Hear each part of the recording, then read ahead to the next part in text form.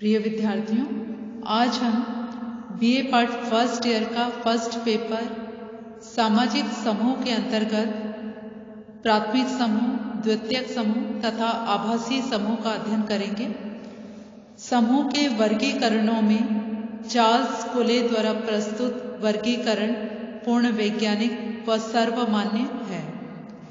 American समाजशास्त्री Charles कुले ने अपनी पुस्तक सोशल ऑर्गेनाइजेशन में सन 1909 में प्राथमिक समूह शब्द का प्रयोग किया है। उन्होंने कहा है कि जिसमें सदस्य पारस्परिक व घनिष्ठ रूप से एक दूसरे के संपर्क में आते हों, वे प्राथमिक समूह हैं।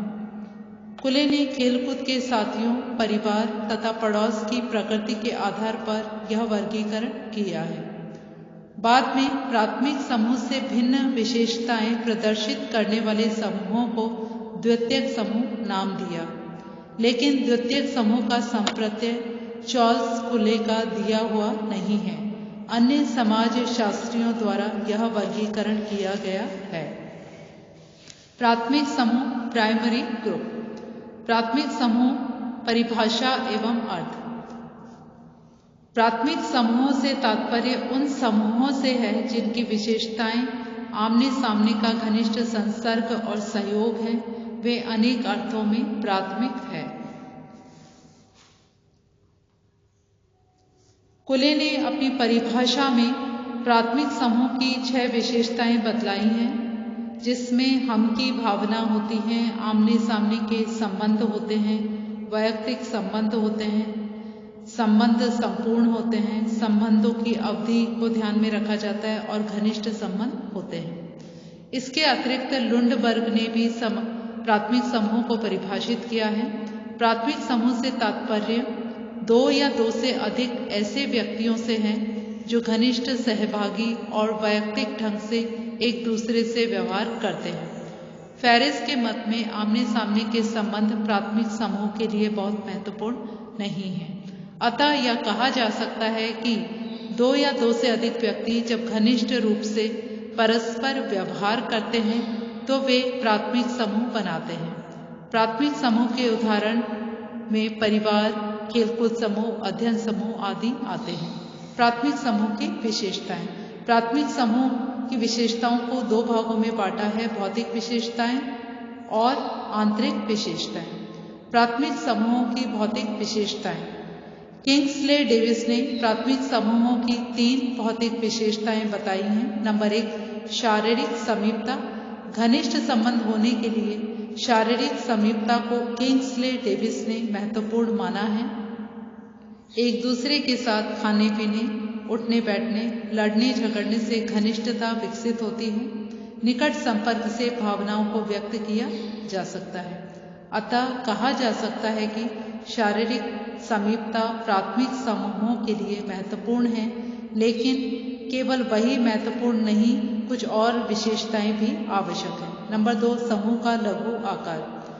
किंग्सले डेविस ने समूह के लघु आकार को प्राथमिक समूह के निर्माण के लिए आवश्यक माना है। यदि समूह का आकार बड़ा होगा तो समूह के सदस्यों में आपस में विचारों का आदान प्रदान भली भांति ना हो सकेगा। यदि समूह का आकार छोटा होगा तो संबंधों में घनिष्ठता बनी रहेगी। नंबर 3, संबंधों की अवधि। डेविस के अनुसार प्राथमिक समूहों की तीसरी विशेषता संबंधों की अवधि है। उनके मत में जितनी लंबी अवधि या समय के लिए सामाजिक संबंध होंगे, उन संबंधों में स्थिरता उतनी ही गहरी होगी और जितनी कम अवधि के लिए सामाजिक संबंध होंगे, उनमें घनिष्ठता उतनी ही कम होगी। नंबर 2, प्राथमिक समूहों की आंतरिक विशेषताएं, संबंधों की प्रकृति। नंबर 1, लक्ष्यों का तादात्म्य। प्राथमिक समूह के सभी सदस्यों का एक ही लक्ष्य होता है, एक ही प्रवृत्ति व प्रयत्न होता है कि वे सभी समूह के लिए कार्य करें। समूह के हित सदस्यों के अपने हित हो जाते हैं। सदस्यों के अलग से विचार नहीं रहते, अपितु वे समस्त समूह के विचार हो जाते हैं। उदाहरण, परिवार एक प्राथमिक समूह है जिसके सभी सदस्यों का एक ही लक्ष्य होता है कि परिवार प्रगति करे। इसके लिए हर एक सदस्य समान रूप से जागरूक रहता है उन सभी सदस्यों के सुख दुख एक होते हैं और यही भावना समूह या परिवार को एकता के बंधन में बांधे रखती है। नंबर 2, संबंध स्वयं में साध्य है। प्राथमिक समूह में संबंध स्थापित करना ही समूह का साध्य या लक्ष्य होता है, न कि किसी लक्ष्य या साध्य की प्राप्ति करना। परिवार एक प्राथमिक समूह है। यहाँ सदस्य परस्पर वैयक्तिक या व्यक्तिगत संबंधों के दृढ़ीकरण को महत्व देते हैं। किसी साध्य की प्राप्ति इन संबंधों से होगी ऐसा नहीं समझते। डेविस का मानना है कि यह संबंध संविदा, आर्थिक लाभ अथवा राजनीतिक उद्देश्य से प्रभावित नहीं होते, बल्कि व्यक्तिगत, आत्मिक, भावात्मक तथा अपने आप में पूर्ण होते हैं।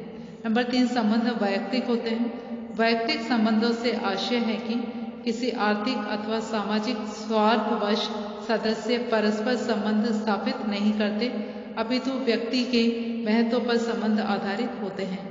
माता पिता, भाई बहन, माँ बच्चे में वैयक्तिक संबंध होते हैं और प्रत्येक का स्थान महत्वपूर्ण है, जिसका प्रतिस्थापन नहीं किया जा सकता, न ही इन संबंधों का स्थानांतरण हो सकता है। उदाहरण, माँ या पिता किसी की मृत्यु हो जाने पर कोई अन्य सदस्य माँ पिता का स्थान नहीं ले सकता। नंबर 4, संबंध संपूर्ण होते हैं। प्राथमिक संबंधों में व्यक्ति घनिष्ठ संबंध होने के कारण एक दूसरे को भली भांति जानते हैं, इनमें व्यक्तित्व की संपूर्णता पाई जाती है। डॉक्टर, रोगी, शिक्षक, छात्र आदि के संबंध जीवन के एक पहलू से संबंधित होने के कारण कुछ समय के लिए ही होते हैं। इसमें संपूर्णता नहीं होती। उद्देश्य प्राप्ति के बाद संबंध टूट जाते हैं, किंतु पिता पुत्र या मित्र के साथ संबंध संपूर्ण जीवन के लिए होता है, क्योंकि ये संबंध किसी विशेष उद्देश्य की पूर्ति के लिए नहीं होते। नंबर 5, संबंध स्वतः ही होते हैं। प्राथमिक समूह की सदस्यता किसी आदेश के आधार पर नहीं ग्रहण की जाती, बल्कि स्नेह, ममता, प्रेम आदि के कारण स्वाभाविक रूप से संबंध बन जाते हैं। ये संबंध किसी औपचारिकता के आधार पर नहीं बनाए जा सकते। ये तो स्वतः हृदय में उत्पन्न हो जाते हैं, जो घनिष्ठ होते हैं तथा स्वाभाविक रूप से बने रहते हैं। माँ, पिता, भाई बहन आदि में परस्पर संबंध किसी बाह्य दबाव से नहीं, बल्कि ऐसी भावनाओं से स्वतः ही विकसित होते हैं, जिनके विषय में व्यक्ति स्वयं भी अनभिज्ञ सा रहता है। नंबर 6, संबंधों में नियंत्रण शक्ति होती है। प्राथमिक समूहों में अत्यधिक नियंत्रण शक्ति होती है, अर्थात संबंधों की घनिष्ठता के कारण व्यक्ति एक दूसरे से इस प्रकार बंधा रहता है कि वह किसी भी इस प्रकार के कार्य को नहीं कर सकता जो सदस्यों के लिए कष्ट साध्य हो। कोई व्यक्ति राज्य अथवा कानून के नियमों की अवहेलना आसानी से कर सकता है, किंतु समूह के प्रतिमानों या आदर्शों को नहीं तोड़ सकता।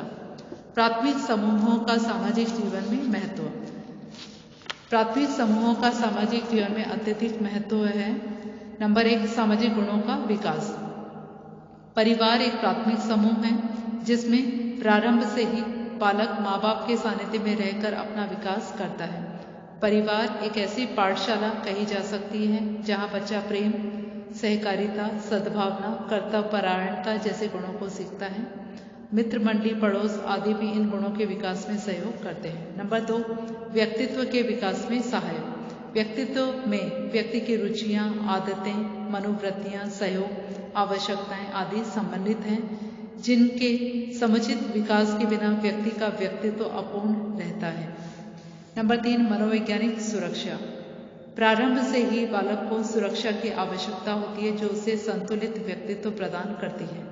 माँ पिता हर कदम पर उसे यह आश्वासन दिलाते हैं कि वह किसी बड़े के संरक्षण में है, जो कठिनाई आने पर उसकी सहायता करेंगे।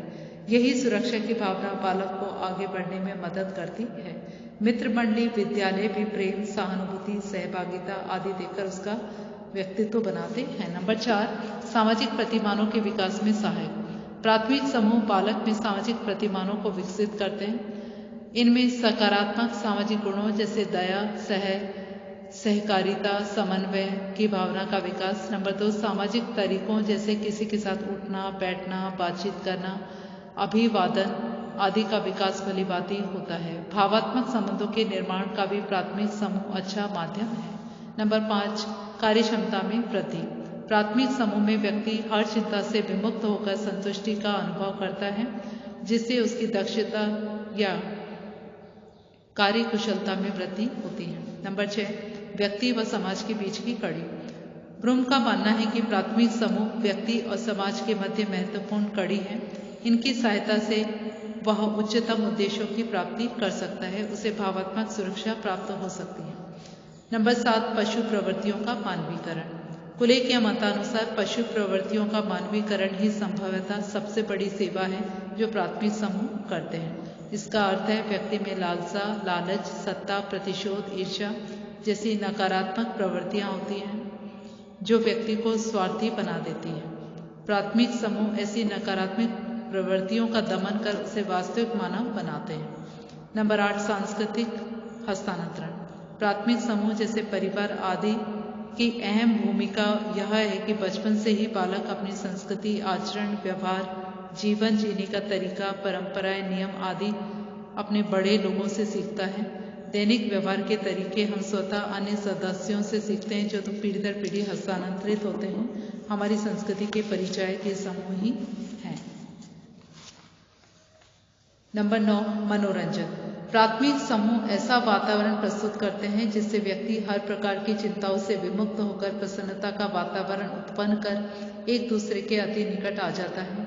हंसी मजाक, खेल कूद के माध्यम से व्यक्ति परस्पर समीप होकर अपनी भावनाओं का आदान प्रदान सरलता से कर लेते हैं। प्राथमिक समूहों के अपकार्य। समाज विरोधी कार्य करने के कारण प्राथमिक समूहों का महत्व कम हो गया है। कोजर तथा रोजनबर्ग का मानना है कि इन समूहों ने भाई भतीजावाद, पक्षपात तथा धन के एकत्रीकरण को बढ़ावा दिया है, क्योंकि संबंधों की घनिष्ठता के परिणाम स्वरूप सार्वजनिक जीवन में लोग अपने रिश्तेदारों तथा मित्रों को अनुचित रूप से लाभ पहुंचाते हैं। उदाहरण के तौर पर अयोग्य व्यक्ति की उच्च पदों पर नियुक्त कर योग्य व्यक्ति को उसके अधिकार से वंचित कर देना समाज में असंतोष को बढ़ावा देता है। धन संग्रह का कारण भी ये प्राथमिक समूह है। प्राथमिक समूह का एक अपकार्य इस रूप में भी बताया जाता है कि ये व्यक्ति की प्रगति में बाधक है।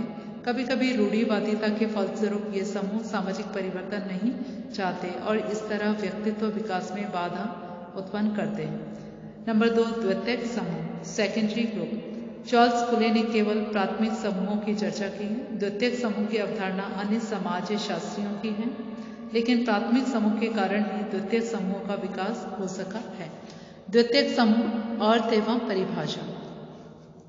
वीरस्टेड ने कहा है कि वे सभी समूह द्वितीयक हैं जो प्राथमिक नहीं है। द्वितीयक समूह के सदस्यों में घनिष्ठता नहीं होती, उनमें अप्रत्यक्ष व औपचारिक संबंध होते हैं।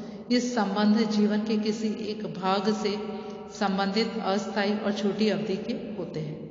विविध भारतीय सिलोन पत्रिका विशेष के पाठक, राजनीतिक पार्टियां, मजदूर यूनियन आदि द्वितीयक समूह के उदाहरण हैं। लुंडबर्ग के अनुसार जिनमें सदस्यों के संबंध अवैयक्तिक, हित प्रधान एवं व्यक्तिगत योग्यता पर आधारित होते हैं, वे द्वितीयक समूह कहे जा सकते हैं। समाजशास्त्री लैंटिस के अनुसार घनिष्ठता का अभाव और अत्यधिक औपचारिकता होने के कारण द्वितीयक समूह को शीत जगत कहा जा सकता है। द्वितीयक समूह की निम्नलिखित विशेषताएं हैं। नंबर 1, द्वितीयक समूह में संबंध औपचारिक और अवैयक्तिक होते हैं। नंबर 2, द्वितीयक समूह कुछ उद्देश्यों की प्राप्ति के लिए निर्मित होते हैं। नंबर 3, द्वितीयक समूह में सदस्यों का परस्पर व्यक्तिगत रूप से जानना आवश्यक नहीं है। नंबर 4, द्वितीयक समूहों में संबंध जीवन के किसी एक पहलू से संबंधित होते हैं, संपूर्ण जीवन से संबंधित नहीं। द्वितीयक समूहों का निर्माण सदस्यों की आवश्यकता अनुसार होता है। जैसे ही व्यक्ति की जरूरतें पूरी हो जाती है, इन समूहों की प्रकृति में भी परिवर्तन हो जाता है। नंबर 6, इन समूहों में सदस्यों के उत्तरदायित्व निश्चित व सीमित होते हैं। नंबर 7, आकार व चित्र की दृष्टि से भी ये समूह अत्यधिक विस्तृत होते हैं। नंबर 8, द्वितीयक समूहों में सदस्य किसी स्वार्थों से प्रेरित होकर कार्य करते हैं। यही कारण है कि सदस्यों में परस्पर जागरूकता नहीं होती है, जिससे ये समूह अस्थिर प्रकृति के हो जाते हैं। नंबर 9, इन समूहों में संबंध समझौते के रूप में होते हैं, अतः शर्तों के आधार पर निर्मित होते हैं। नंबर 10, इन समूहों में सदस्यों में परस्पर घनिष्ठता का अभाव पाया जाता है। इनका संगठन तो योजनाबद्ध होता है, जहां व्यक्ति का नहीं बल्कि योजना को साकार रूप देने का महत्व होता है। धन्यवाद।